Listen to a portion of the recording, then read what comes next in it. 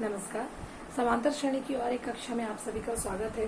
पिछली कक्षा में हमने समांतर माध्य के कंसेप्ट को समझा था और उससे रिलेटेड क्वेश्चन को सॉल्व करना स्टार्ट किया था। एक आध क्वेश्चन आज हम समांतर माध्य से संबंधित ही और किस टाइप के प्रश्न आपके 10वीं के सिलेबस में है उस टाइप के क्वेश्चन को आज हम सॉल्व करेंगे। तो उसी में मैंने यहाँ पे 3 प्रश्न लिए हुए हैं। इन 3 में से एक एक करके हम प्रश्न करेंगे, लेकिन उसके पहले मैं थोड़ा सा समांतर माध्य का जो कंसेप्ट है उसको थोड़ा रिकॉल कर देती हूँ। वो क्या बोलता है कि अगर कोई राशि आपकी ए है, कैपिटल ए है, बी, ये इस प्रकार से है कि ये तीनों ही समांतर श्रेणी में है, तो समांतर माध्य ए बराबर होता है ए धन बी बटे 2, जिसे ए को क्या कहते हैं, ए और बी का समांतर माध्य। जब ए और बी दोनों के पदों को जोड़ के 2 से भाग देंगे तो हमें समांतर माध्य उसका प्राप्त हो जाता है। तो चलिए आज क्वेश्चन करते हैं उससे रिलेटेड।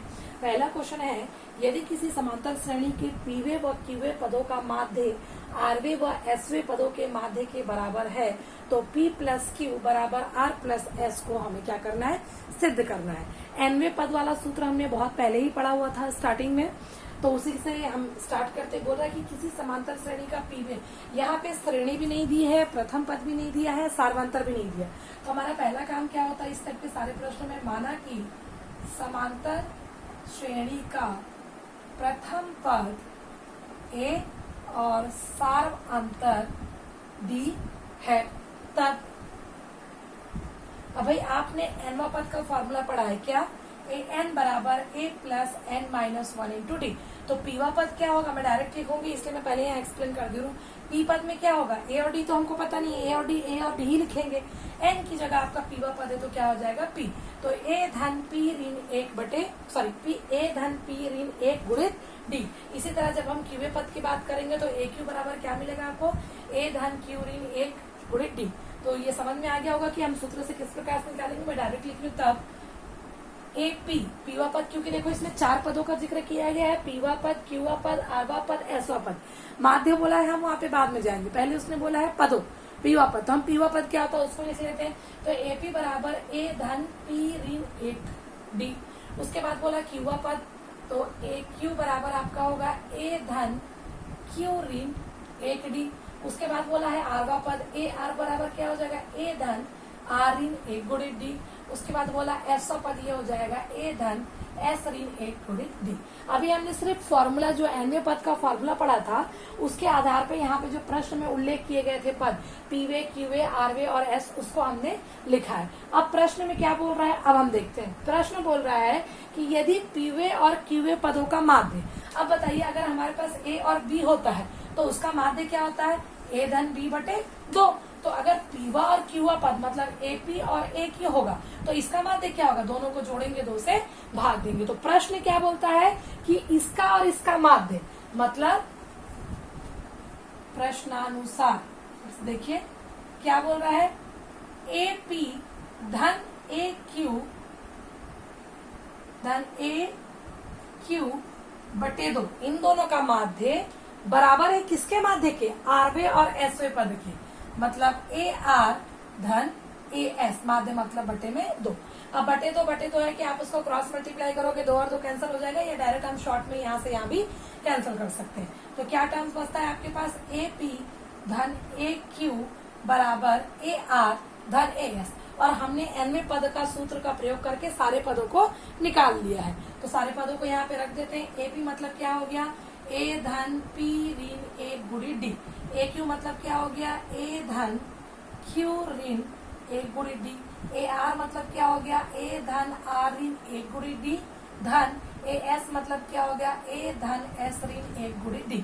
अब देखो हमको ये नहीं पता कि पी धन क्यू बराबर आर धन एस कैसे आएगा, लेकिन जो जो प्रश्न में है हम बस वही वाला काम लेके जो कैलकुलेशन किया जा सकता है हम उस कैलकुलेशन को करेंगे। तो अगर हमारा जो टर्म्स है वो सही है तो बिल्कुल हम उसी पद पे पहुंच जाएंगे जिसको उसने सिद्ध करने के लिए बोला है।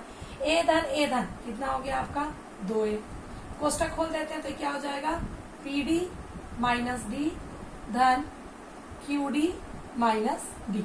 ए और ए को बन जाएगा, कुछ छूटा तो नहीं है आपका, पी के साथ डी का गुणा किया पी डी, 1 के साथ डी का गुणा किया माइनस डी मतलब ऋण डी, और उसके बाद डी का गुणा क्यू के साथ क्यू डी, और डी का गुणा 1 के साथ क्यू डी। इसी तरह यहाँ पे भी ए और ए सीधा जोड़ देते हैं, 2a, कोष्टक खोलेंगे तो ये आपका हो गया आर डी ऋण आर, और उसके बाद सॉरी आर डी, डी का गुणा किया तो ऋण डी होगा ना, डी धन एस टी ऋण डी।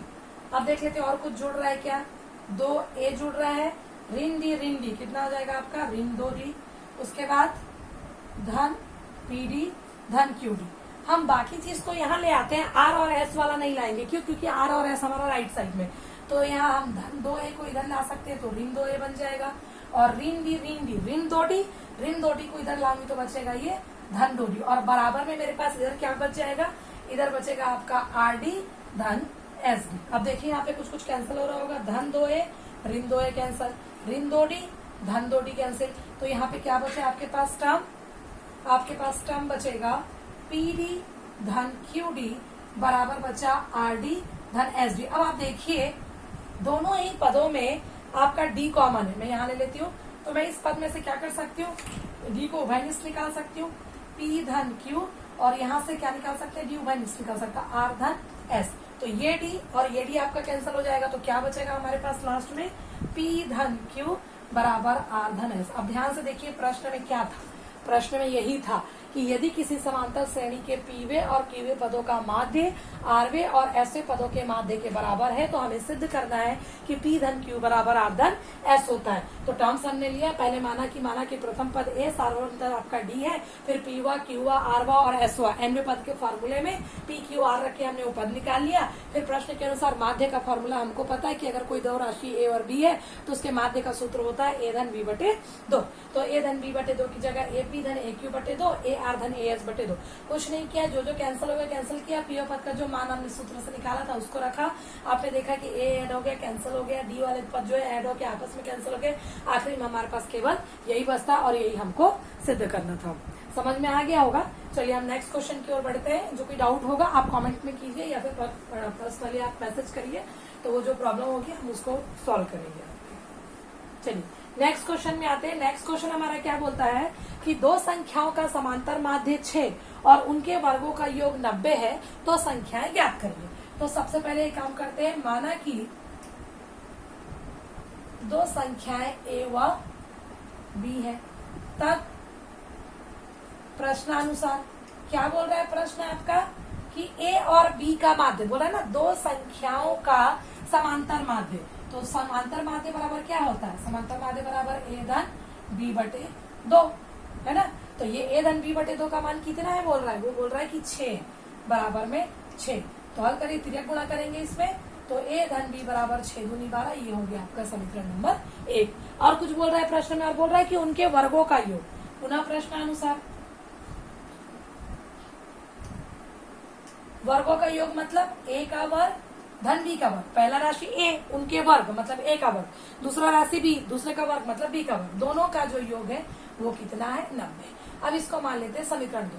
अब हमारे पास समीकरण 1 और समीकरण 2 है। हमारा काम क्या है, इसमें दो राशि अज्ञात राशि a और b है, किसी भी तरह से नियमों का प्रयोग करते हुए a और b का मान निकालना। बहुत सारे तरीके हैं, आप डायरेक्ट सर्वसमीका का प्रयोग कर सकते हैं और या फिर समीकरण 1 में से प्रतिस्थापन का प्रयोग करके a या b का मान इसमें निकाल के रख सकते हैं। तो हम पहले यही कर लेते हैं, a धन b बराबर 12, तो अगर मैं यहाँ से a का मान निकालू तो क्या मिलेगा 12 ऋण b, तो सीधा समीकरण 1 से a का मान समीकरण 2 में रखने पर, तो मान रख देते हैं भाई, कितना आता है आपके पास a का वर्ग धन b का वर्ग बराबर 90, तो a बराबर आपका कितना आया है 12 ऋण b पूरे का वर्ग धन b का वर्ग बराबर 90। अब इसको क्या कर सकते हैं, a ऋण b पूरे का वर्ग का सूत्र लगा सकते हैं, a की जगह 12 है तो a का वर्ग मतलब 12 का वर्ग ऋण 2ab मतलब 2 गुणित 12 गुणित b धन b का वर्ग मतलब b ही है हमारे पास, और ये धन b का वर्ग बराबर 90। तो 12 का वर्ग आपका कितना होता है, 12 गुणित 12 144, 12 दूनी 24b धन b का वर्ग आपका ऐसे, b का वर्ग हम सीधा उसको जोड़ेंगे तो कितना आएगा 2b का वर्ग, 90 को मैं इधर ले आती हूँ, ये हो गया ऋण 90 बराबर 0। अब घातों के घटते क्रम में इसको जमा देते हैं, तो क्या आएगा 2b का वर्ग ऋण 24b, 144 में से 90 घटाइए कितना आएगा 4, 14 में से 9 गया 5, मतलब कितना आ रहा है 54। तो सीधा मैं यहाँ लिख देती हूँ, बड़ी संख्या के सामने धन है तो धन 54 बराबर 0। अब देखिए ये आपको एक वर्ग समीकरण मिलता है और वर्ग समीकरण को हल करने की फिर से वही विधियां हैं। आप मध्य पद को तोड़िए, आप श्रीधराचार्य सूत्र लगाइए या फिर आप सूत्र विधि लगाइए। हम तीनों पद में से देखिए ये भी 2 है, ये 24 का गुणनखंड 1 2 भी होता है और 54 भी में से 2 उभयनिष्ठ निकाल सकते हैं। तो हम 2 उभयनिष्ठ निकालेंगे तो क्या बचेगा, b का वर्ग 24 मतलब 12b और धन ये आपका आ गया 27 बराबर 0। अब आप इसको और अगले पद में क्या हो जाएगा, ये 2 है नीचे चले जाएगा तो हमको समीकरण मिलेगा b का वर्ग ऋण 12b धन 27 बराबर 0। अब ये वर्ग समीकरण है, मध्य पद तोड़ लेते हैं। देखिए इधर है 27 का मतलब क्या होता है 3 गुणित 3 गुणित 3 मतलब 27 आपके पास पद है और मध्य पद में क्या है आपके पास 12। तो हमको जोड़ने या घटाने पे ऋण 12 चाहिए और गुणा करने पे 27। तो आप क्या कर सकते हो, 9 3 27 लिख सकते हो, बस वही पद आएगा 3 या 27 या 9 3 या 27 यही पद में टूटता है। तो 9 और 3 को जोड़ेंगे तो 12, क्योंकि मुझे ऋण 12 चाहिए तो मैं तोड़ूंगी ऋण 9 ऋण 3 में। ठीक है, चलिए b का वर्ग ऋण 9b ऋण 3b धन 27 बराबर 0। अब आपके पास फिर से 4 पद है, 2 पद को ले लीजिए। तो यहाँ से हम b निकालेंगे तो बचेगा b ऋण 9 और यहाँ से ऋण 3 कॉमन निकलेगा, क्योंकि धन और सामने ऋण है तो ऋण कॉमन निकलेगा। दोनों में 3 का गुणनखंड है तो 3 कॉमन निकल जाएगा b ऋण 9। अब आप देखिए मैं बार बार यही बोलती हूँ कि मध्य पद जब भी हम तोड़ रहे हैं और जब हमारा ब्रैकेट आ जाता है तो बिल्कुल अगर दोनों समान आ रहे हैं मतलब हम 99% करेक्ट कंडीशन में जा रहे हैं। अगर आपका कोष्टक अलग आ रहा है तो इसका मतलब है कि आपने कहीं पे मिस्टेक की। तो दोनों में से b ऋण 9 आपका कॉमन निकल जाएगा और यहाँ पे बचेगा b ऋण 3।